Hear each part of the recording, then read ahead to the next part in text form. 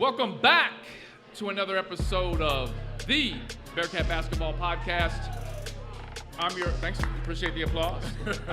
I'm your host, Alex Meacham, former UC basketball player from 1997 to 1999 under the legendary coach, Bob Huggins, and I was fortunate enough to wear the iconic Jordan brand unis during my time. Now, you can follow me on social media. I'm on Twitter and Instagram at Alex_Meacham. Now, we are live at Mio's in Clifton. Big shout out, as always, to Rich and Kelly for making this happen, and all the good folks here at Mio's. Mio's, our mailman in the building. And we got the mailman here. Shout out the mailman. Also, big shout out for our support staff, our producers, Stu and Colin. If you can give them a round of applause, they make all this happen as well.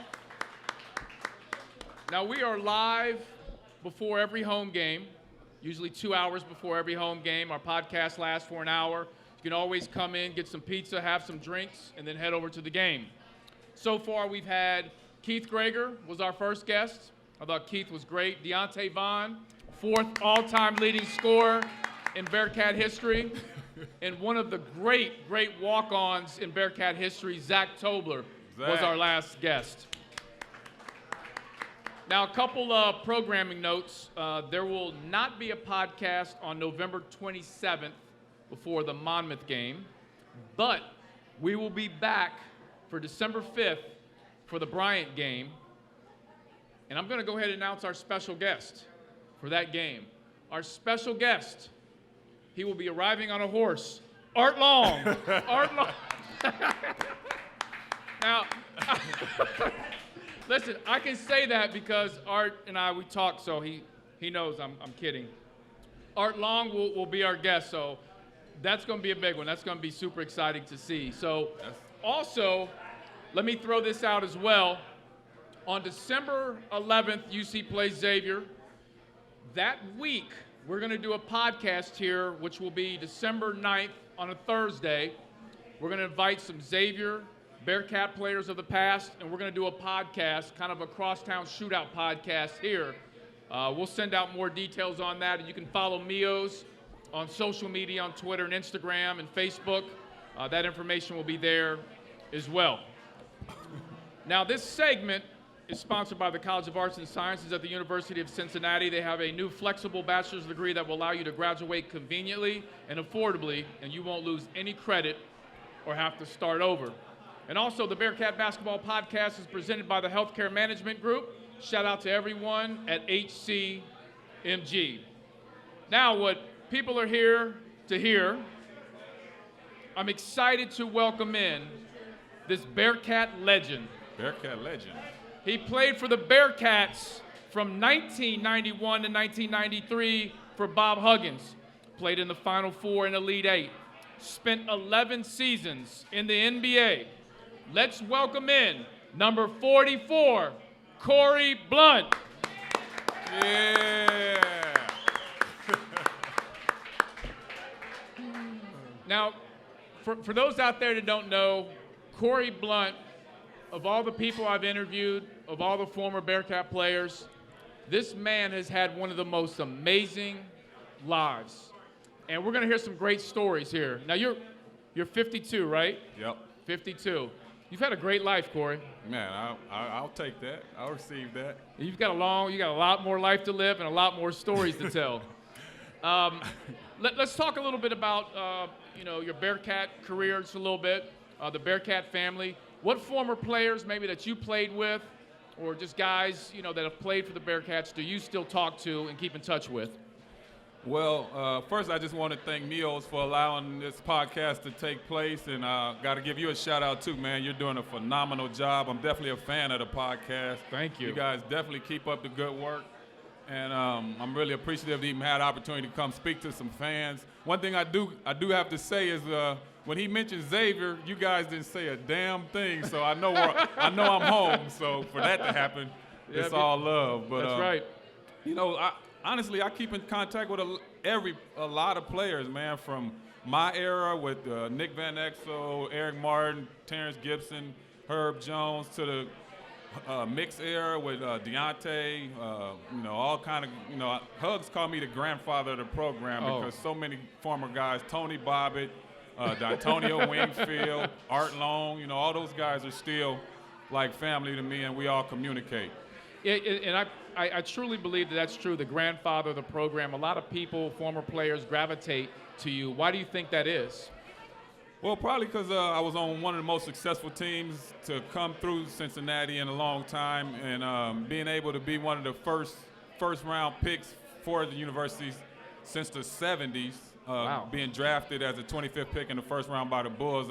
No one had done that before me, or even after the whole situation when Hugs got the job. So I was one of his first picks, and I think that kind of led to a foundation for me being able to be like one of the most likable, respectable, and most knowledge player from this era.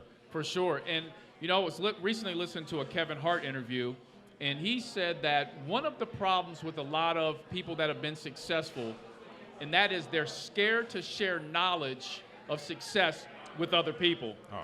But you, and I think this is personally why a lot of the players gravitate to you, because you're not scared to share knowledge with them and give them the truth. I recently called you a couple weeks ago, and we talked for 45 minutes maybe on the phone. Yep.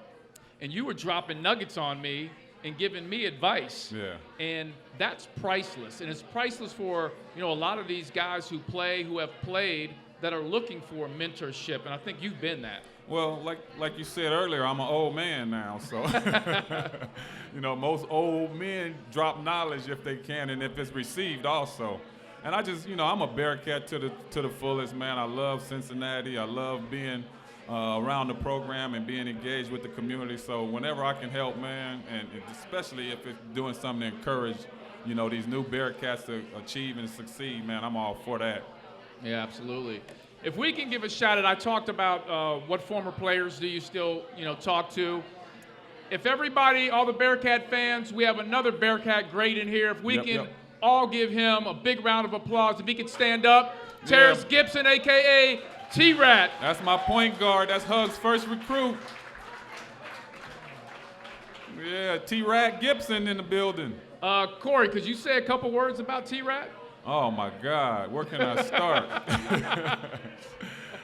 Well, I start off like this. Out of all the players during our era, Terrence was the only one that could tell Hugs how he felt, and Hugs could say what he wanted, but he could never win that argument because Rat always won the argument.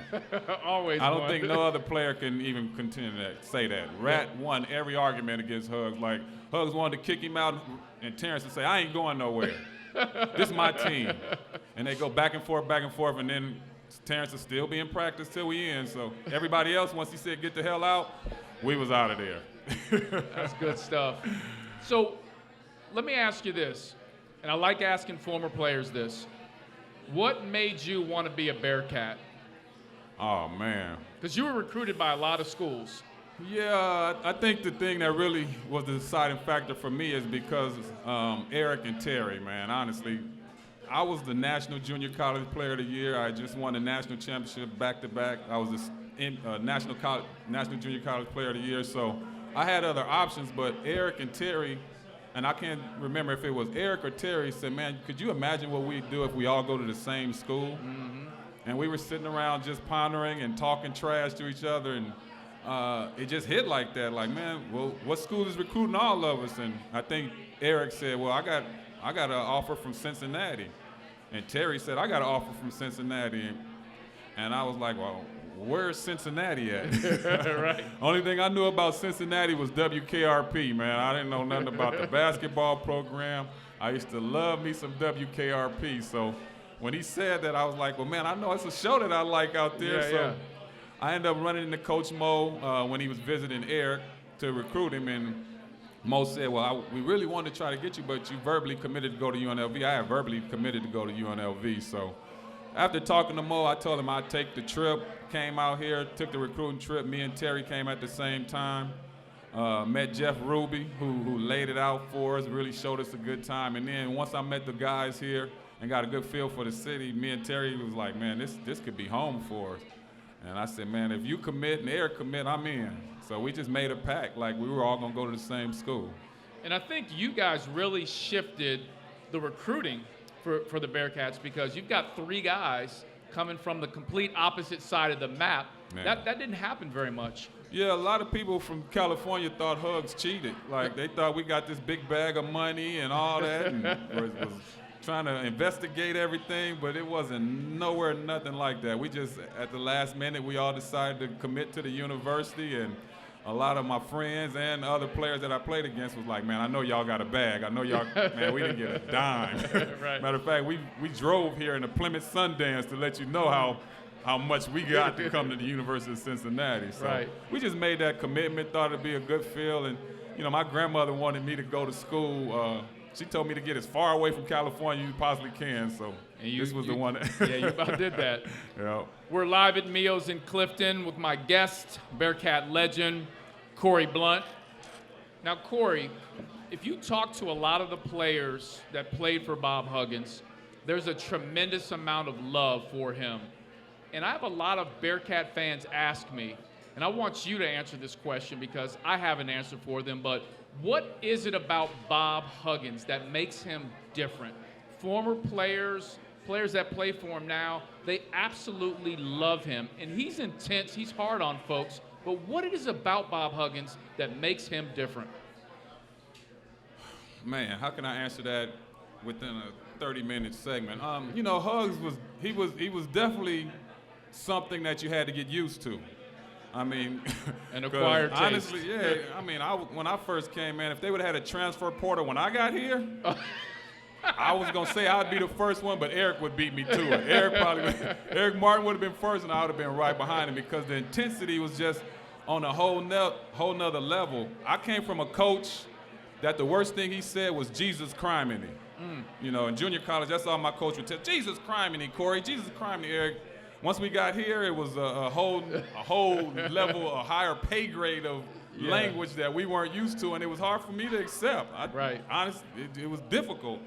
But you know, after figuring out the method behind the madness and really getting to know Coach, man, and it's so many stories I can tell for what he's done for me personally, even during that time while I was in school, you just found out he was real. You know, besides all the vulgarity and the putting you down, at the same time, right after it was over, and he picking you right back up. Yeah. So if you were able to live through that part of it and adapt, you were able to win over Coach Hugs. And I think he knew we had a special group. He knew we were a bunch of transfers, and we didn't have nowhere else to go, too. So, yeah, you were stuck. Yeah, we were stuck, so he was able to get that off. But it was just a genuine love, man. I think for those who were able to withstand it and stick it out for Hugs, man, you will find that he's one of the most genuinely loving coaches that you're going to have.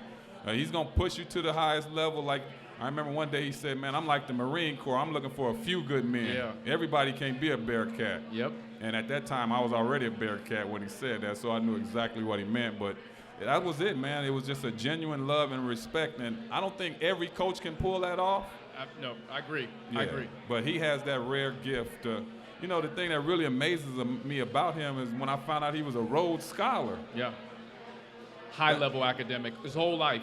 Well, where does that vulgarity come from? But I guess when you're versatile like that, you can pull that off. So, yeah, I would say that, man. It was just really understanding the method behind his madness. And he wanted to win. You know, he valued win. He valued guys playing tough and competing at a high level, and he pushed for that every practice and every game. Now, I know Bearcat fans, they love to get kind of the inside scoop, and I call it they want to get a peek inside the locker room. So could you give Bearcat fans here your best Bob Huggins story? Oh, my God, there's so many of them. But here's a good one. I didn't really realize how funny this was until I started making money. I'm going to leave it right there. I didn't realize how funny this was until I started making money. So we're playing Michigan State. And, you know, it was a nip and tuck game all the way through. And then at the last, 3 minutes, they went up by 10. So we come in at halftime, and so we're sitting there. We're like 8 games in the season, so I figured my routine out. I'm going to get a towel. I'm going to put it around my face because the last thing I want this dude to see me laughing and it's over.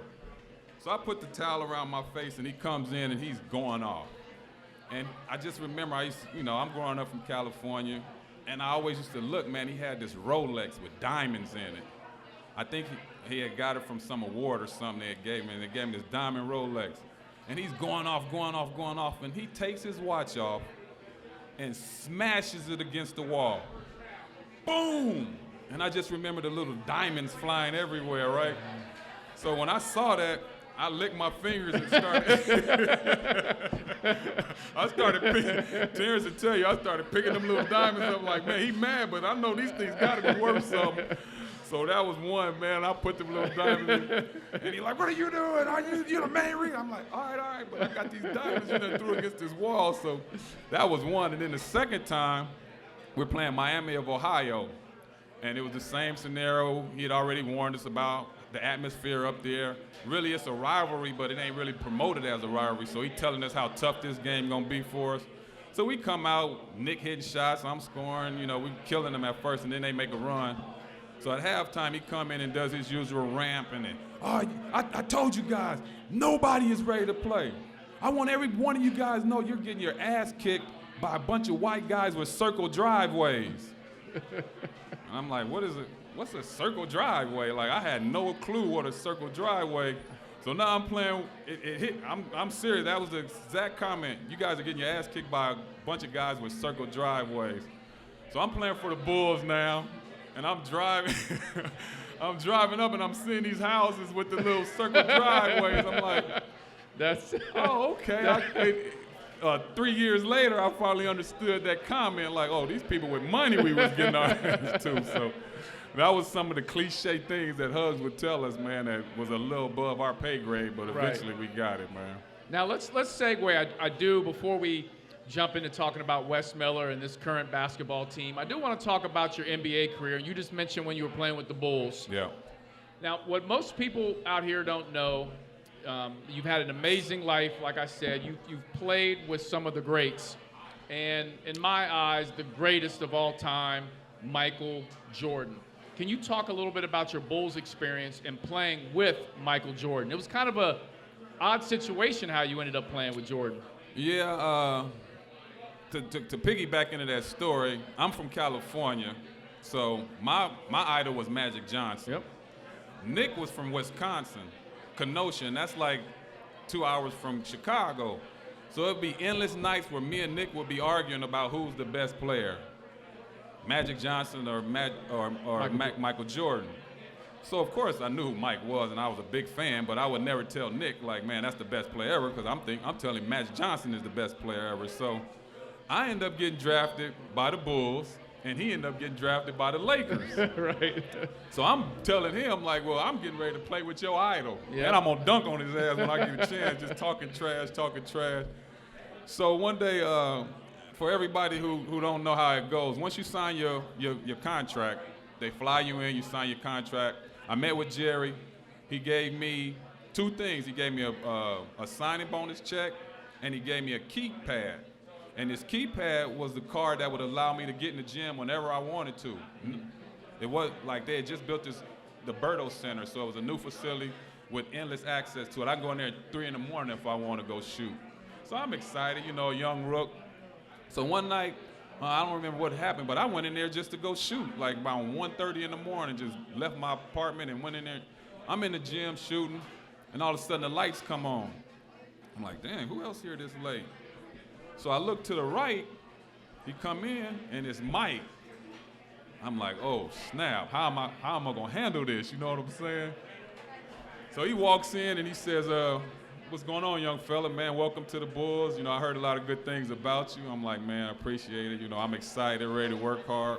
I said, well, I know why I'm here. What you here to do? I said, I just had to come get some things off my mind, come get some shots up and stuff. This is what I do, when I'm trying to get my mind. I said, man, well, you want to play one-on-one? You know what I'm saying? He's like, nah, I didn't come here for that tonight, but you're gonna get your opportunity when I see you the next time. So I'm in there. He's on the other side of the court, and I'm still shooting. And I just stopped shooting, and I was watching him like, man, something going on, man.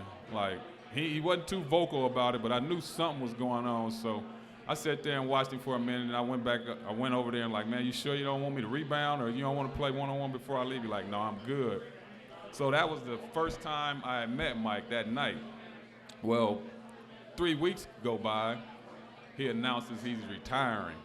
So it always made me think back like, man, that night he was really contemplating what his next move was going to be. So that let me know that I was really one of the first ones to know something wasn't right in the Bulls organization. And I met him, man, and then when he came back to basketball, of course, we would play open gym. And I used to always tell him, you'll never dunk on me. And I remember he made a comment like, you better check my resume, young fella. I don't care, you ain't gonna never dunk on me. So we get to the charity all-star game with Scottie Pippen charity game. Yep. We get to that, man. I'll never forget, man. Ron Harper had him at the top of the key. I'm on the help side guarding, I think it was Penny or somebody. And he came down the middle, and my mind was like, okay, this is when I'm about to block this shit right here. And, man, I went up, and he went up, and I saw how high he was, and I tried to get out the way, and before I could get out the way, boom! He's like, I told you. I said, oh, hurry up and take the ball out, G. Hurry up and take the ball out. So that was, my first introduction to Mike more so than anything. Well, let me say something. That video is on YouTube. Man, I already know, man. They don't want to hear about that, man. If you go to YouTube and look up the Scottie Pippen charity game, you can see Michael Jordan dunking on Corie and then talking trash to him. He called me. I told you. I'm like, man, go on, man. Take the ball out, man. Take the ball out. But, yeah, so that was, I already knew what I was was going to be blessed to be in the presence of. I mean, Mike was the best player by far at that time. So for me to get drafted and knowing I was going to get ready to compete against guys like that, it was just an honor at that time. Yeah. So there's another thing on YouTube that I love. Actually, it's one of my favorite commercials of all time. And that's one of Michael Jordan's commercials for his shoes. Yep. And it was called the Frozen Moment commercial for the Jordan 12s. Yep. And you're in it. Yep. Which I just think is absolutely amazing. Me being such a Michael Jordan fan of the sneakers, and I'm watching a commercial, and that's back when we had the VHS, and I'm rewinding, I'm like, that's Corie, that's Corie. I mean, that's amazing that you're in a Jordan commercial. Oh, well, it's a funny story behind that, too, because I was supposed to be in Sean Rook's position. At the end of the commercial, he dunks on Sean Rooks. And I'm like, oh, hell no, I'm not doing that. They like, well, what do you want us to do? I said, man, move me to the top of the key. I'll play the part where he spin off me before I stay under the basket. So they went to Sean, was like, well, you want to? Sean was like, I don't care. I said, well, I'm not going to do that. So I ended up moving to the top of the key, and that's when he spin off me, and that's what happened with that. But I was supposed to be that one underneath the rim. Now, did you watch, obviously you did, The Last Dance. Yes. Were you in The Last Dance at all? I had a little cameo in there when he walking out the Berto Center, and he's walking in and I'm walking out. That was it. Yeah. I was a rookie. I love The Last Dance. I know. Did you? I loved it. Come on, man. Yeah, I sit in a different chair where I'm watching it, but Scottie Pippen did not like The Last Dance. And no. Bearcat fans, I recently was in Corie Blunt's office, and we were talking about some business things, and Corie hands me this box. And Corie goes, open this box. I open the box, and it's an autograph. There's like a note. Scottie Pippen had sent Corie a copy of his new book where he's kind of dogging on Michael Jordan. And I couldn't touch it. I had to give it back to Corie. I said, I can't touch it. Yeah, he was a hater, man. He didn't want to touch the book, man. But what's Scottie's beef, man? I need to know. Man, it's kind of hard to explain that situation, just from my point of view. And the reason I say that is because when I came to the Bulls, Michael Jordan was the man. Then he left to go play basketball, so that made Scottie Pippen the man. And the things that I saw Scottie Pippen do during that year when Mike was gone, it kind of, to me, I can't speak for everybody else, but it proved to me that Scottie was almost a far superior basketball player than Mike. Now, not a scorer, but basketball player. And what I mean by that year when Scottie led the team, he led our team in scoring, rebounding, block shots, assists, and rebounds. Did you hear what I just said? I heard you. I heard you. He led our team Everything. in every category, Right. man, and this dude would do it on both ends of the court, night in, night out, and I'm like, man, this dude is amazing.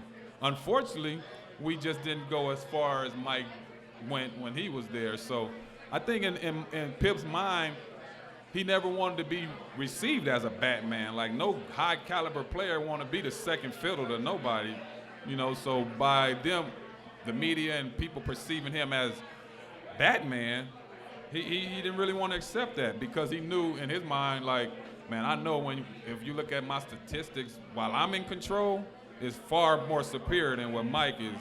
Can't touch the scoring, Yeah. but rebounds, block shots, steals, assists, he dominated that, and that was the gift that Scotty has. So I think more so than anything, it's not really a hate.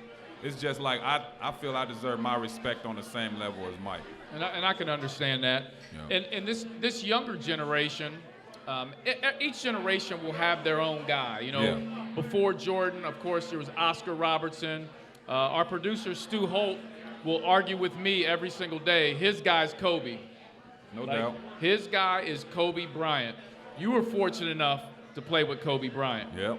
And obviously, Kobe passed away. Very, very sad day. Where were you when you heard the news Kobe Bryant passed away? Man, I was right across the street getting ready to take my daughter and her friends to a women's basketball game. I had just pulled up into the driveway to drop them off, and Nick had texted me. Nick Van Exel texts you. Nick texted me like, man, I heard Kobe died or Kobe got killed or something. I'm like, Nah. bro, what are you talking about? And he like, nah, for real. So I'm like, man, I didn't see nothing. Then all of a sudden a little news flash came from TMZ, because and it said that Kobe was involved in the helicopter crash along with Rick Fox. Uh-huh. I remember Rick Fox. I'm like, damn. So I sat in the car like, man, all of a sudden my phone's all of a sudden everybody started texting me.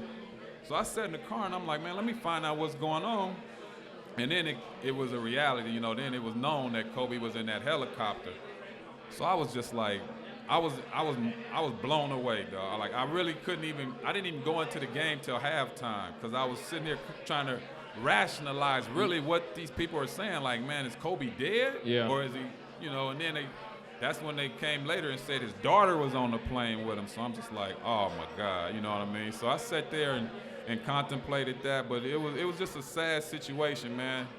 Everybody talk about their relationships with Kobe, but I know for a fact the times that I spent with him and the things that we shared together is all factual, and it was more so, I can honestly say and feel that when Kobe first came to the Lakers, if you were to ask him, out of all the players that were involved with him on a daily basis, he'd say me. wow. I swear he'd have to say me. Well, and I do want to use that as a segue, because when Kobe had his retirement celebration, you were there, Right. right? Yeah. Want to talk about that a little Well, bit? not just that, but he reached out to me when I was late in my career and was like, man, look like them legs getting weak, Blunt. I said, yeah, man, and I'm running down here with these young dummies talking about Tyson Chandler and Eddie Curry, like, I'm about to be done, man. Yeah. He's like, well, bro, if you're going to be done, you're going to come to L.A. I'm like, for real? He's like, yeah, I'm going to get you to L.A., dog. I said, all right, make it happen. So he made it happen. You know, I was in camp with the Lakers that year, was out there, and me and Kobe, you know, he told me, man, for that, at least you can retire a Laker, you sorry. You know, Right. He always talk shit. That's one thing he always do. So I ended up going out there my last year and finished with the Lakers. I retired with the Lakers. Yeah. So tell Bearcat fans here that, and correct me if I'm wrong, but I remember you telling me this one time, Kobe had a perception of Bearcat basketball and Bearcat players. So Kobe Bryant had talked to Corie Blunt about his perception of Bearcat players. You want to speak on that? Yeah, it was during the retirement ceremony, man. I had just got in, and me and Ruben was together. Yep. And so I'm walking through the tunnel, and his bodyguard or somebody like, man, Kobe want to holler at you. I'm like, where he at? He like, he in the locker room getting ready for the game. So I like, all right, I'll be in there. So I end up running into Shaq and Rick and them. So I'm talking, and the guy comes and say, man, Kobe want to holler at you. I said, all right, I'm coming. So I walk through the tunnel. I go in there, and I'm like, Rook. You know, that's what Rook. And he started laughing, motherfucking C. Blunt. So we laugh and hug, man, because there was so many other stories that, you know, that we remembered. He's like, man, I had to just say what's up, man, but I definitely got to tell you this. I'm like, what's up? He said, man, what's wrong with you crazy motherfuckers from Cincinnati? Excuse my French. But No. I'm like, what you mean? He said, okay, let's start with you. Let's start with Nick. Yep. Let's start with Ruben. And then Tony Bobbitt.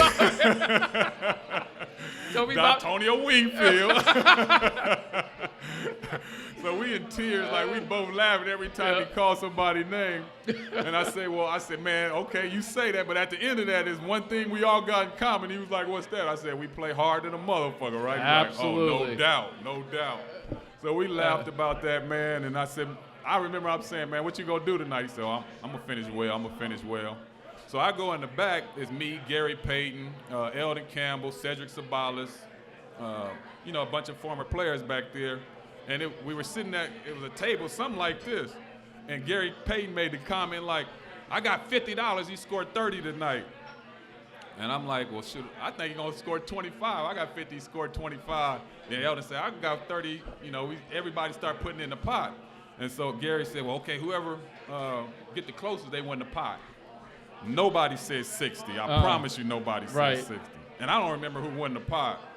But when we was sitting in them stands, man, and this dude did what he did that night, it was by far solidified to me that he was the coldest. Yeah. At that stage, at that level, to end it like that, I don't think no other, I don't know about what Wilt and them did, but during our era, I don't think no other player did it the way Kobe did it. I got another story that I always find amusing too. Yep. I'm playing for the Bulls my later years. So I'm coming in the arena, me and Tyson Chandler walking up the tunnel, and Kobe come in. Blount. I'm like, man, what's going on? He said, man, I know you're glad to be back in LA. I'm like, yeah, we just got through stomping on Portland, so we coming down here to get a win too. He said, I don't know if that's gonna happen like that. I said, well, man, we hot right now. We done beat the last 3. We 2-3 on this road trip, and we got to get this one because I'm back at the crib. He said, well, you know what I'm gonna do for you? I'm gonna let y'all win all the way to the 4th quarter. Man, who the hell you think you are? You know what I'm saying? Nah, for you, Blount, I'm gonna let y'all win all the way to the 4th quarter. So we winning all the way at halftime, right? I never forget, a ball got scrambled. It came into my lap, and I hit like a shot right before the buzzer. You can look it up on YouTube. I hit a shot right before the buzzer, and he was like, damn, you would get lucky enough to hit some shit like that. So we laughing walking off the court. So the 3rd quarter start, I'm not even playing. So every time he's scoring, he's looking at me like, hope you enjoying this because you ain't got long. And so we was up into the fourth quarter start. I'm like, yeah, we got this one. I think we was up by like 8. Man, Kobe scored like 22 points in the 4th quarter to win that game. Went off. And every time he scored a basket, he looked at me like. That's crazy. So he was one of a kind, man. And that's crazy you guys have that connection. Oh, yeah.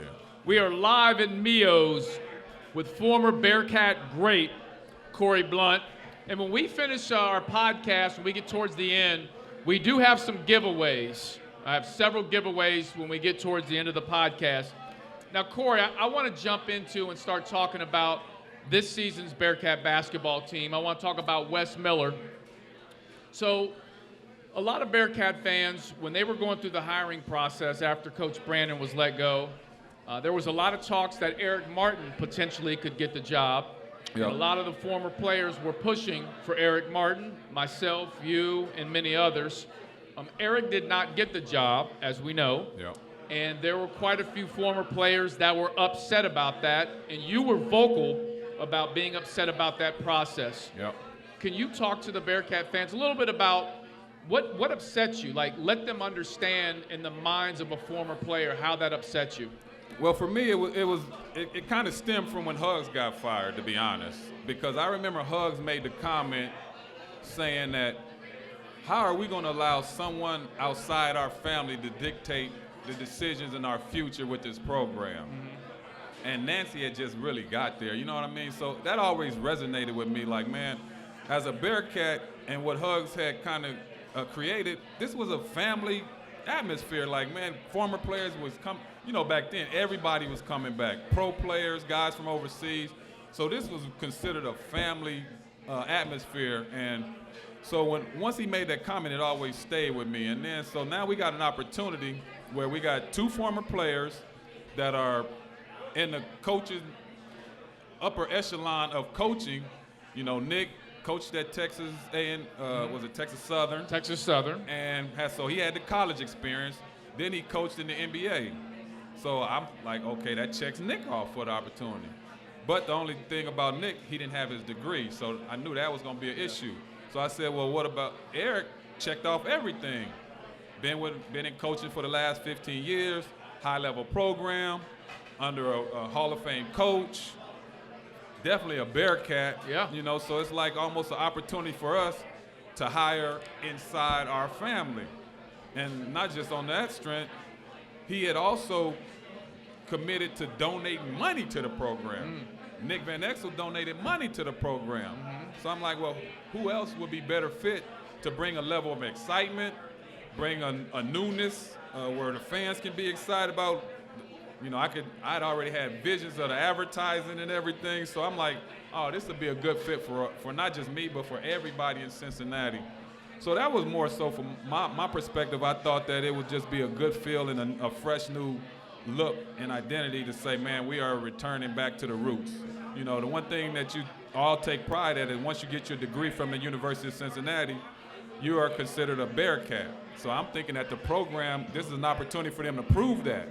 You know, and unfortunately it didn't go that way. I remember I was reaching out to the athletic director, John Cunningham, kind of gave him my spiel why I think Eric would be a good pick, but he chose to go a different route. And I wasn't happy with it at first because I felt before that we had brought Coach Brennan from NKU. So I'm like, why are we always bringing guys up instead of bringing somebody at a higher program down to us so we can kind of maintain that relevancy? So that was my mindset also. But that didn't happen, and when they brought the new coach on, I didn't know nothing about. Right. I think I put on my Twitter UNC, GCW, all them other extra words. Element OP. And I was just being sarcastic, but I just felt in my mind like, man, here we go starting from scratch again. But you know, to fast forward, man, after meeting Coach, having good conversation with Coach, and understanding the pedigree where he came from and his true desires for what he wants to do with this program, the way he's embraced the community and really reached out to former players, man, I salute the guy. I see his attitude. I have been blessed to have some good conversation with him, and I think we should feel good about the decision John Cunningham made by hiring Wes Miller. Now, tell Bearcat fans, how did Coach Miller get a hold of you, and what was that sit-down conversation like? Did you meet at his office? Was it just by phone? Well, if I'm not mistaken, it was because of you. You know, I think he reached out to you. I don't know how he ended up reaching out to you, but I think you told him, like, man, if you really want to kind of start the foundation off right, there's a few players that you should really reach out to. And he did that based off what you told him. Yep. And he called me like, man, I've been trying to get in contact with you. I would really like to sit down with you and get your thoughts on the program and what I need to do to move forward. So I ended up coming to his office, met his assistant coaches, which I think he has a phenomenal staff. I agree. I'm really impressed with these guys. Like, of course, me being who I am, playing in the NBA and the things I did here, of course they show me that special, but I think they do that to every former player, man. Yep. And that's powerful to me. Yep. Like, so I respect all those guys for that, man. Man, once you walk in the gym, the first thing he had the players come definitely introduce themselves to you, basically saying thank you for what you've done. They're like, man, it's all top shelf. And I think he got that because he came from a high-level program. He brought that up to my attention. Like, when he goes back to North Carolina, as him being nowhere near who I was for our program, the respect he gets when he goes back to North Carolina, and he wants that here at the University of Cincinnati. So, you know, hearing that and seeing that and then talking to him and then really seeing the product he's put together based off this first year. I know it's early in the season, but one thing I can say is these guys are competing at a high level. Has the competition been real high? I mean, you can't really say because we don't really know what college basketball has to offer yet. But based off what I've seen, I am impressed with the product he's putting on the floor. Yeah, absolutely. And I love what you said. I think he's done an amazing job embracing the former players, no matter if you're a walk-on in the NBA. He's trying to bring, everybody together, and I really love that. And I do a little bit later, don't let me forget, I want to talk about, the former players kind of forming a union together and doing some things. So I do want to talk about that in a little bit, but let's dive a little bit more into this season's team. You were at the last game. They put you on the Jumbotron, and they said Corie Blunt's in the house, and they didn't show the highlight video. They duped you. Tell them what happened. Yeah, I'm sitting there. I didn't expect this, man. At the last minute, I decided I wanted to go to the game. I said, you know what, I wasn't doing nothing. I was going to watch it at home, and I said, man, let me get out the house. So I called DeMar, like, man, I think I want to come to the game tonight. He said, well, don't worry about it. You always, former players, we got you guys. We got a special section for you. And that's another thing. Like, I've been to many games, and if it wasn't for the alumni, and there's some guys in here who I got to definitely tip my hat off to, those guys would say, hey, I got tickets, or you want to come to the game with me? And that would usually be how I would go to the game. I hadn't bought no season tickets because of the resources and the networking I had with some of the boosters. So I was just like, at the last minute, I called DeMar, like, man, I think I want to come to the game. He was like, well, all right, it's done. Don't worry about it. I got you. How many you need? I said, well, I'm coming by myself. He said, okay. So I came to the game, and I'm sitting behind the bench, had my hat on and everything. All of a sudden, the camera guy walks over, hey, Corie, you mind doing us a favor? I'm like, what kind of favor? Man, we just want you to come at half court and wave and say hi, and we're going to show some of your highlights. I said, well, you going to show some of my highlights? Like, yeah, okay, I'm in. Like, yeah, let's do this. So I said, is it some dunks? You know what I mean? Like, yeah, we got you. So I walk over there, and the little guy got his little mouthpiece on. He's going, I guess he's talking back to the guys in the trailer. And they finally tell him, like, we don't have no clips of Corie Blunt. He's like, well, they don't have your highlights. I said, damn, man, what the? He said, but just come on, the Bearcat gonna be with you. I said, man, I do, ain't no problem. But yeah, he duped me. They got me to go out there and wave, which it wasn't no problem, man. I love coming in that gym anyway. And I tell you, Wes Miller is responsible for behind the bench where players sit. Yeah. Him and his staff made it a point. He even asked me one time, where do the former players sit? And I'm like, wherever they can. And he goes, no, they are sitting behind the bench, and fans are going to see them there supporting us. No doubt. He gets that from North Carolina. Yeah. Because that's what North Carolina does. And I love that touch that he added. Another thing I want you to talk about for Bearcat fans, and that is how important is it to have a former player, or should I say players, on the staff with DeMar and Kyle Washington? How important is that? It's huge. It's huge because that goes back to that family atmosphere. Yep. Now you're proving that you're part of this thing. Like, yeah, he could have easily brought back the guys from where he was from and brought in some new guys, but he knew that in order to really put a stamp on this program, he had to bring in some former guys. He told me who he was bringing in, and I'm like, man, that sounds, you got somebody from Huggins there and you got somebody from Mix there. Yep. And that could be the glue to bringing everybody back together. And I mean, he's younger than I am, man, but the dude is so, his swag is so dope, man. Yep. I'm really impressed with Coach, man. I tell him every time, man, I am seriously wishing you the best here. And if there's anything I could do to help, man, please let me know. And he loves that. And one of the things that I love about Coach Miller is he will ask you, he will ask me, anybody that comes to practice, what's your opinion? What do you see? Yeah. Anything we should do differently? Yeah. After one of the games, I run into him, and he's like, what'd you see? Yeah. Anything we can do better? Yeah. And I'm like, yeah. I said, Coach, I'm not in the trenches with you guys every day. Yeah. So I don't really want to comment. I said, I think you guys are doing well, but he'll reach out to you and ask you. We had that same conversation because I ended up going in the back with Keith Greger, because Keith didn't want to go home for some reason. He was feeling good the other night. Why? Because he did the podcast here. And he told me and he told me I definitely better give him a shout out. So shout out to Keith Greger. Everybody, please do me one favor and give Keith Greger a round of applause so he won't hit me in the face for not giving him a shout out for doing this last week. But I love Keith. Keith was a freshman my junior and senior. But yeah, so I just think that we walked in the back and I ran into Coach, and he was like, man, I was not happy the way it started. And I said, man, well, Coach, as a player, I'm just speaking from my perspective. We go from playing Georgia to get hyped up for Appalachian State. Alabama A&M. Alabama, yeah, That's Alabama. tough. Yeah, it's a different level of. And he like, damn it, we got to be ready to play every night. Yeah. And I said, yeah, that's what most people, as a boss, you will say that, but as an employee, that's a little different right. to take. But yeah, he was just, he wants to put out a superior product and he did make the comment too, like the first game, he said, man, this was an amazing atmosphere. I heard that. An amazing atmosphere. And I think that's the thing, I told him, like, man, one thing I do know is Bearcat fans will show up to this place. Absolutely. You know, especially that, what was it, 13,700, 676 or whatever it was?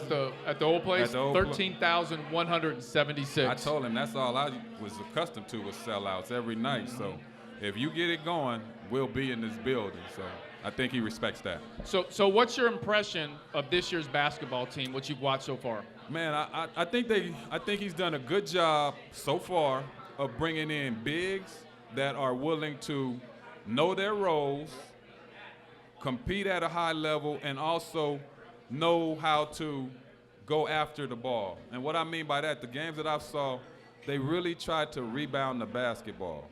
And that's, to me, to me, that wasn't as strong as a situation we had last year. I'm going to put it like that. But these guys are really, what are we, 7'1", 6'10", 6'11", the size is there. And then when you mix that with the group of guards and forwards that we have, as far as the shooters, the tempo, the style, I see it being successful until proven otherwise. I mean, the schedule should permit us to be pretty damn good. So as long as we continue to buy into the system and they keep competing at that high level, I think we're going to be all right just based off what I've seen so far. Now, being a big man, one of the things that I love to see is the rim protection from this basketball team. Yeah. Guys blocking shots. Yeah. You know, listen, as a guard, sometimes it happens guys are going to get around you. Right. And fortunate from back in, 1999 when I played, if somebody got around you, Kenyon Martin was there. Jermaine Tate was there. We had guys.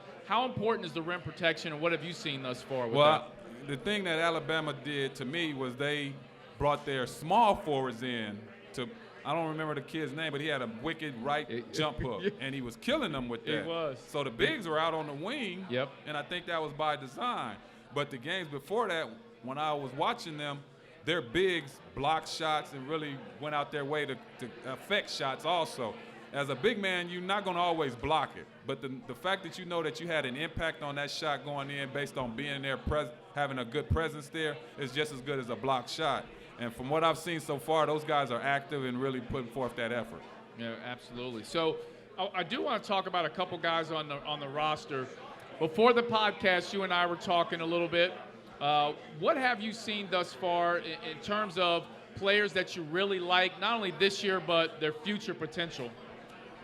Well, of course, Davenport, to me, Davenport is the whole Davenport is the identity of the team, man. I love his energy.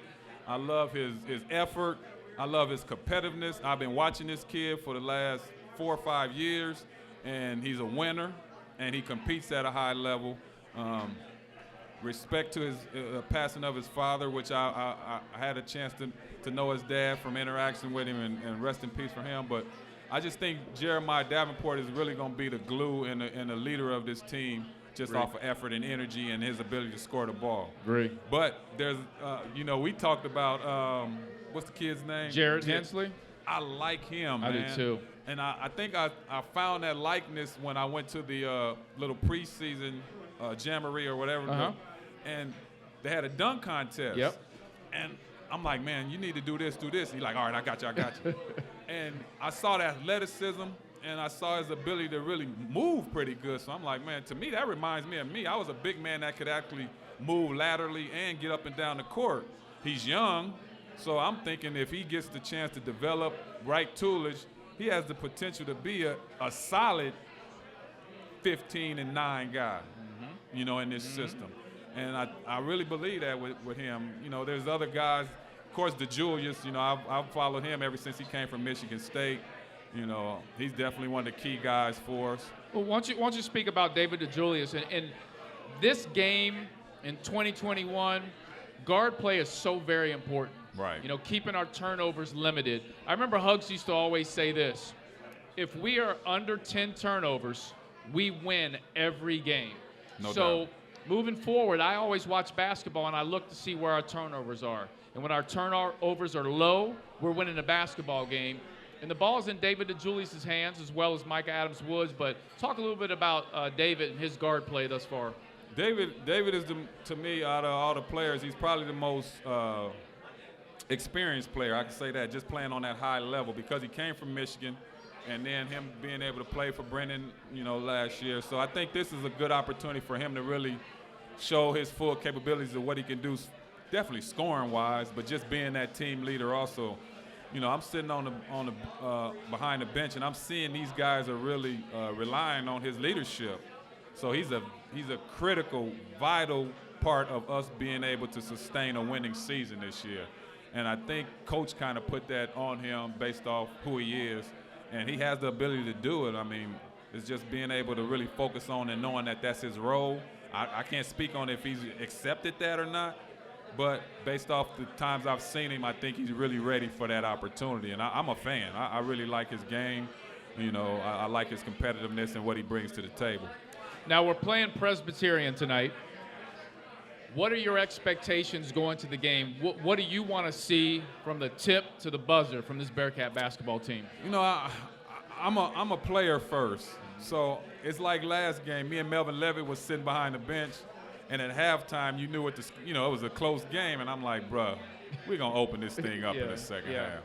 So I'm assuming it might be the same thing tonight, unless they're just that bad. But if they compete, they got a couple kids that can play. Well, then they're going to compete. You know what I mean? But if they don't, we will probably beat them by 20 or 30. If they compete, we should win by 15 or 20.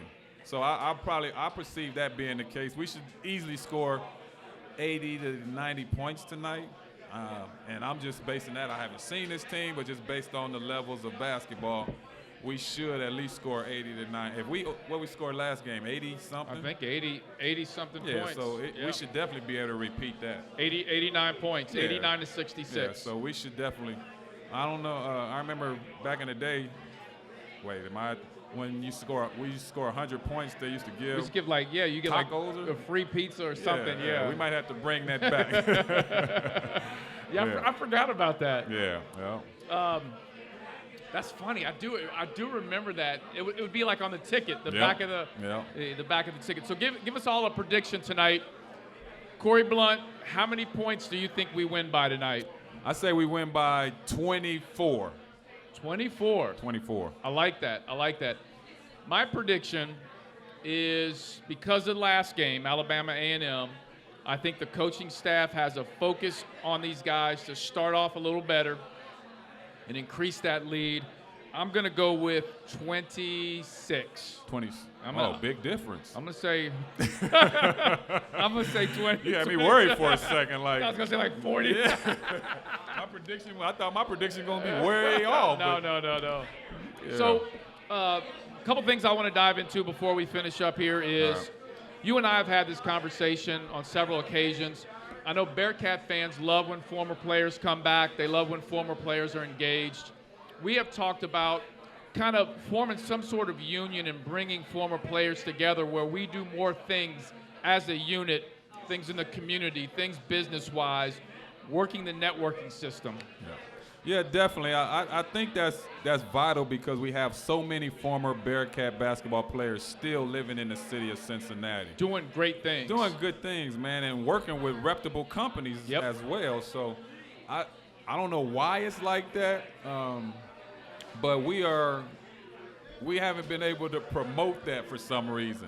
And I think at the age I'm at, Terrence Gibson, Terry Nelson, I'm just speaking from guys from my team, we would always talk about it's probably going to be on us to galvanize these guys and do some events and bring everybody together.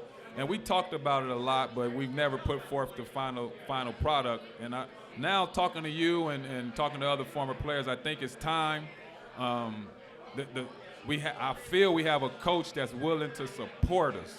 Yeah, I agree. Not a knock on the coaches before, but I don't think the other coaches were more willing to get out there and say that, hey, I want to help these former players do this, this, and this. I think Wes gets it, and I think he's willing to step out on the ledge, and we have to represent him well. I mean, if he puts his name out there for us, we have to represent him in the most professional way that we can do. So you want to bring in guys that's willing to understand what it's all about. And right now is a good time for it. The atmosphere is good. I think fans are excited about this new era of basketball under Coach Miller. So going to the Big 12. Going to the Big 12. I think it'll be a good time to do that. So tell Bearcat fans what Corie Blunt is doing right now. Oh man, how much time we got? Man, 4 minutes and 26 seconds. Well, I own a promotional products company first. Well, basically do what most companies do as far as their small promotional product items, and I do that because that allows me to raise money to give scholarships to certain organizations that I deem that I want to be a part of. So I use my promotional product arm as that. And then I have an apparel line that I started based on education and graduation. I was the first one in my family to ever graduate from a 4-year school.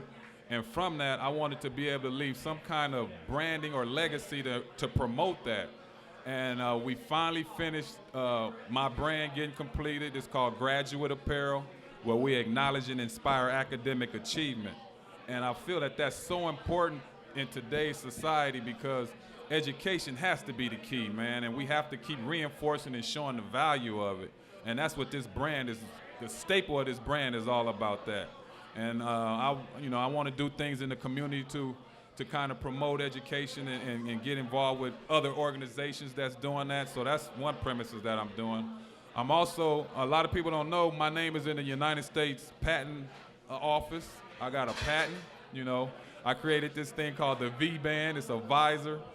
And it's a story behind that. When I played basketball, I always wore a headband. Mm-hmm. And then one day I'm on my riding lawnmower and it's hot and I got my headband on, blocking the sweat, but I can't stop the sun from being in my eyes. Uh-huh. So I'm like, well, why haven't nobody put a sweatband and a visor together? So I get off the lawnmower and I go in the house and start looking at it and nobody has done it. So I call my attorney like, man, I think I got a product. And so I ended up meeting with some, it was a long process because nobody could really nail it. So I reached out to the NBA. I'm like, man, who does your headbands? Because the quality of headbands I was getting was trash. So I said, who does your headbands? And they turned me on to their supplier. I met with them, and man, they nailed it. So I ended up creating this thing called the V-Band. It's a visor and a headband put together. So we launched that. It's on Amazon. It was the #1 visor being sold on Amazon. Really? So I do take credit for that. Somebody like myself is doing very well on Amazon right now. Well, unfortunately, it's not visor time right now, so it probably will pick back up in the summer. So that's one thing. And then I also own a restaurant. I own Happy's Pizza on North Bend and Daly. I invested in that. Real happy about that endeavor, man. I had a sports bar before. I owned a garage sports bar and grill that I bought from my dear friend right there, Dan Wheeler. So he gave me the opportunity to become a business owner when I tried to do it. And shout out Dan. Shout out Dan. Thank you, Dan. Yep. So that led me on to try to get in the restaurant business, and that was my first. This is my first venture outside of the garage. I ended up getting Happy's Pizza. That's great. And like we said before, a lot of former players are doing great things in this community, like yourself. Corie, I have a couple more questions for you before we get to the end and some giveaways. Quick questions, quick answers. In your career, what was your favorite season and why of your entire basketball career? My favorite season it was definitely going to the Final Four. Final Four, love it. Definitely going to the Final Four. You got to give it up for that one. By far. And the reason I say that is because like I said, when I came to the University of Cincinnati, only thing I knew about was Oscar Robertson and WKRP. So right. I never thought that we would achieve what we achieved as fast as we did. Yeah, it was quick. It was quick. Like my first year here, we went to the Final Four. So once we did that, man, the reception we got when we came back from Indianapolis, man, the city just opened their arms for us. that whole era or that time frame where, you know, the videos and the imagery of people not respecting Bearcat basketball. We deemed ourselves the Rodney Dangerfield of college basketball. No respect. And we rode that all the way to the Final Four. So by far, that would probably be my best experience. Nice. All right. Now, this is an odd question. All right. Now, I've not prepped you for any of this stuff. Odd question. Corie Blunt in his prime. We're talking about one-on-one. You guys listen to this. I'm asking Corie this question. Corie Blunt in his prime, you were a great defender. Corie Blunt in his prime versus the Big O in his prime, one-on-one to 10. Who wins and what's the score? Oh, I win. I mean, I'm 6'10", man. I'm a bagging, 6'8", 6'6"? I can't see myself losing to nobody that's smaller than me. So if we playing real basketball going to 10, I'm going to take the ball, dribble him down, and jump hook. He ain't going to block it. So unless he can stop me from eating that space up, I'm going straight in. Love it. No doubt, 100. Last question. If I can beat Michael Jordan and Scottie Pippen one-on-one, I think I could be able to get. Fair enough. Okay. Now. Put that out there. Tweet that out. Well, don't tweet it. It's facts. I ain't lying. All right. Now I'm going to talk about Bearcat, okay? Bearcat teammates. If you had to go to battle and you could only take one former Bearcat teammate with you, who would you take to battle? Oh, my God. What kind of question is that, That's a tough question. I'm putting you on the spot. I mean, how do you answer that? Because now you got to transcend eras. I mean, just when you played. Oh, when I played, because I was about to say Oscar Robertson by far is like the most. No, just when you played, because, and when I ask this question, I talk about somebody that brings toughness. Like, I'm going to battle, whatever battle it is. I'm not losing because I got this guy on my side. Man. For me, if I'm going to battle from one of my teammates from the Bear, it's Kenyon Martin. We ain't losing. Fight, chest, whatever. We ain't losing. Who is that for you? Jesus. I can't just name one player, man. As much as I'm trying to really put in my mind one player, because I'm looking at Kenyon. I'm looking at Eric Hicks. Just from your time, though. Just like my team? Yes, your teams. Oh, Herb Jones. Herb Jones. Yeah, it's a no-brainer. Why? Because Herb had a unique way of scoring, a unique feel for the ball, and his intensity was high level. Far as he'd do everything necessary to win games. Nick Van Exel's by far the most prolific guy, but I'd pick Herb over Nick. Wow, yeah. Impressive. Yeah, Herb was a scoring phenom. Like, he led our team in scoring and rebound at 6'4", so that lets you know what kind of dude. So, Bearcat fans, what we're going to do now, we have some giveaways. Hey, Rich, could you come help me with the giveaways?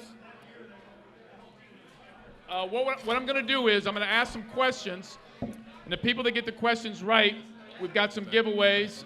Rich, can you help me out? As I drop them everywhere. Rich, who are these giveaways from? Sam Adams. Sam Adams. And also. And I also brought some giveaways from my company, Graduate Apparel, where we got some hoodies and some T-shirts that we're going to give away to some people. Have some. You guys really check out the quality. These are not no cheap hoodies, man. So really understand. We bringing quality to the table. Corie brought a lot of gear for giveaways. Can we give Corie some love? Man, show me some love, man. Whoops. Oh, that's not it. That's not it. Oh, we're going to keep that to the side. All right, I've got some questions here. Let me make sure I don't block the YouTube. What size you wear? If you wear a small, medium, I got it. All right, let me One of them is already gone. Yeah, we'll make sure we don't get that in the camera. Don't get a medium away. Thank you. We got a new producer here. We're gonna put you on staff. All right. Thanks to Sam Adams too. Corie, first question we're gonna ask to the folks out here. How many NBA teams did Corie Blunt play on? Woo. Raise your hand if you have an answer. Back here in the shirt. You can't look it up. You said 5, wrong. 6, wrong. 2's wrong. What? Who said 7? Ding, ding, ding, ding, ding, Ding, ding, ding, ding, ding. Come on up. Come on up. We'll get you a gift. I got the second part of the question. I already. Oh, I'm sorry. I'm still overstepping my boundaries. Never mind. I am the. Oh yeah, I'm on it. I am not the host. What's your name again? The Justin. What size you want, man? Go in there and see if you find a large. Yeah, come over here, Justin. Slide it and over grab. there so you got to walk across them. Well, watch the camera there. You can go through that. You got to fold it back up too, man, if you unfold it. Putting you to work. All right, let's jump into our next question here. If we can do this. Corie played for 7 NBA teams. Name one of them. Yep, Bulls, come on up. Man, that was easy. Jesus Christ. Oh, we got a lot of stuff to give away. We got to ask some easy questions, too. I got a question. All right, Corey's going to ask the next question. And you got to raise your hand. You can't just blurt it out. Name the 4 teams that was in the Final Four my junior year. You got to pick somebody. Okay, name the 4 teams that were in the Final Four Corey's junior year. Junior year. Yes, sir. Ding, ding, ding, ding, ding. Winner! Shimon. Good job, man. We'll get you covered. Good Yeah, one. you can take it out the back. Thanks, man. You good? All right, man. Right over, Over here. Yep. Thank you. All right. The senior year. Okay. You think they can get that? That might be a little tough. I got it. I got it. This is a tough one. This is a tough question. Raise your hand. Can someone tell me, and T-Rat, don't tip anybody off. Yeah, don't count if he answers. T-Rat, you can't answer this. Corey's from California. What city is he from in California? Nobody's know that. We got to raise your hand. In California. Do he have a UC degree that said Houston, California? We got to work on that, man. Xavier guy in the building. Anybody? Anybody get this? That's where Eric was from. Eric Martin's from Monrovia! Come on up. And it's not Africa. Not Africa. Monrovia, Africa. I love that story. Yes, sir. I've got an easy one. This should be easy. You can come around and grab one of these. Easy question, I think. Samuel Adams gear, right? What? Yeah, we have Sam Adams' stuff as well. So, Rich, if you could help out with the Sam Adams stuff. This is easy. What is Corie Blunt's jersey number from UC? 44. Come on up. Man, you raised your hand real quick. Man, that was good.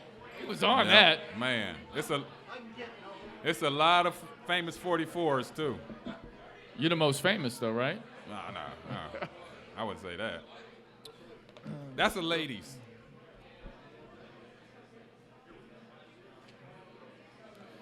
Thank you. You're welcome. Okay, this one here. This question here, a lot of people get this wrong. How many NBA championship rings does Corie Blunt have? Raise your hand. I played for the Bulls and the Lakers, so do the math. He says 2, and he says 1, and what do you say? He says 3, wrong. 4 is wrong. 0 right here. 0 right. is the winner. Right here, come on up. Corie Blunt played with Jordan, Kobe, Shaq, and has Scotty. Scotty, no championship rings. Only one didn't get a ring, man. Oh, you're they might small? have took them. Been working out, huh? That's a ladies. What size is that one?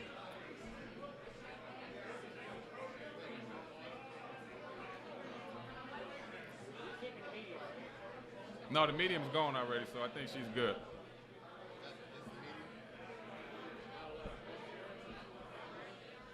Or we got some Samuel Adams. We got some other stuff. What size is that? What size is this? Okay, we're gonna check the size on that one. This is a large. This is a large. We're good? Man, got the muscles over there. We got one large men and one ladies. That's a large. Oh, we got one large T-shirt. Oh, I thought she got the gray one. Okay, that's hers. We have one large left. One large and one And medium, Samuel Adams. and some Sam Adams. Corie, why don't you go ahead and ask the next question? All right. Let me think of a good one. Let's go to my senior year. What team did we beat 4 times? No, I'm sorry, that's my junior year. What team did we beat 4 times in the course of 1 year? Memphis. Right here. Yeah, well, we got 2, but yeah, come on, both of you. All right. That's fine.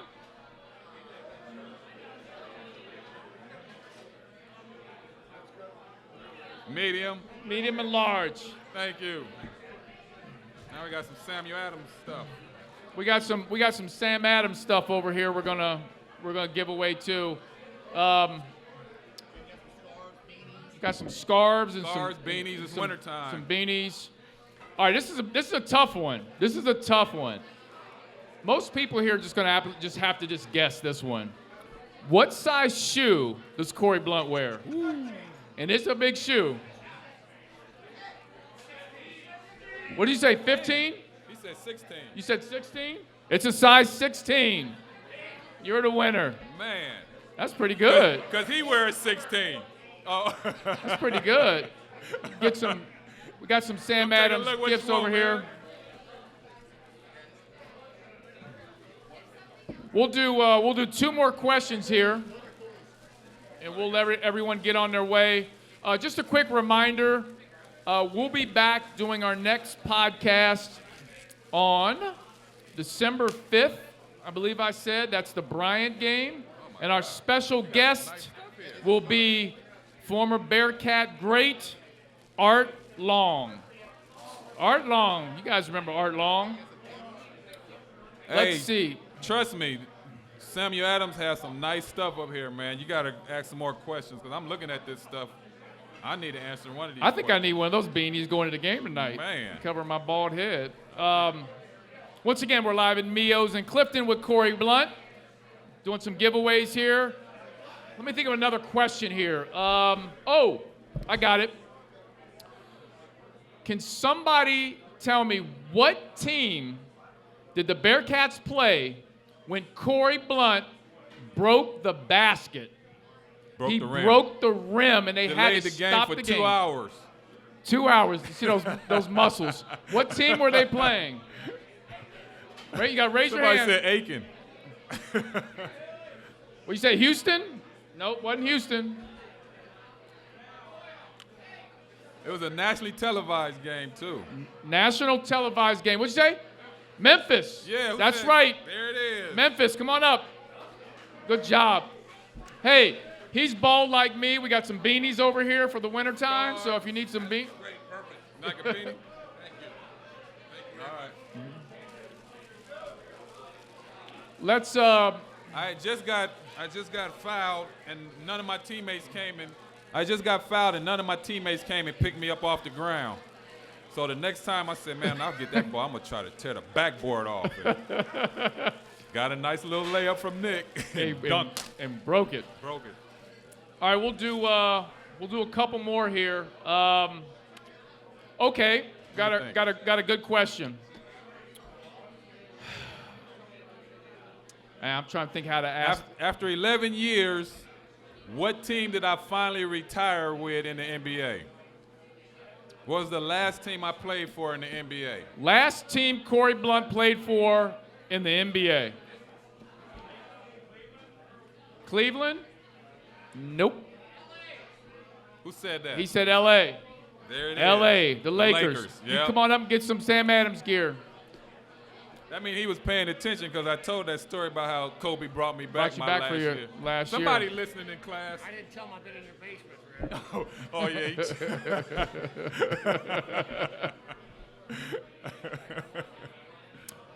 Okay, I got a great question. This crowd here, this looks like a rap crowd, so a lot of people here listen to hip hop. I can tell. He said, "What? What famous rapper wore a Bearcat? It was like a shirt. It was a Bearcat shirt that was given to him by Corie, Nick, and several of the Bearcat players. What famous rapper? And he is deceased. Who said that? Tupac. You're right. Come on up." Hey, Corie, tell him real quick how Tupac. Good job, man. Wait, you get a scarf. You got a scarf and a beanie. Hey, Corie. Oh, what up, man? We got a legend in the building. We do. What's going on, man? What's up? Good. Corie, you want to tell everybody, obviously, Tupac being one of the greatest rappers of all time. You had spent some time with Tupac. You have some actual footage. It was during my Laker days. You know, everybody loved us just based off the style. And me being from California, and Dr. Dre and all those guys used to always say, man, we love the way y'all play, man. And I was like, man, y'all got to start representing. And we just started saying, man, y'all going to start wearing Bearcat apparel. And one day I looked up, man, it was Dre, and Dre had the hat on, and Pac had it was a... It almost looked like a hockey-type jersey. No, it wasn't a hockey. It was a warm-up jersey. Warm-up top. Yep. Amazing. Now, hey, Bearcat fans, what we'll do, I know we've got some other Sam Adams gear here. You're welcome to come up and meet Corie and talk to Corie, and we'll give you some of the gear. I do want you guys to finish up your food, get your drinks. Make sure you tip all the people here very well. Can we give a round of applause to Bearcat great Corie Blunt for coming and taking his time? I want to thank everybody at Mio's for the hospitality, the warm. The atmosphere is beautiful, and I will be back for the next podcast. Absolutely. When you get ready to do it, too. Corie, when I was in Corey's office, he said, man, I'm coming to every one. I'm going to be your co-host. I said, hey, you're So find my spot. I need my spot. Everybody give a shout out to Rich and Kelly of Mio's for the hospitality. And let's make sure that we continue to make Mio's a destination and the epicenter for your pregame and postgame experience for Bearcat athletics. And I want to thank everyone for listening to another episode of the Bearcat Basketball Podcast. Let's go Bearcats tonight. Go Bearcats!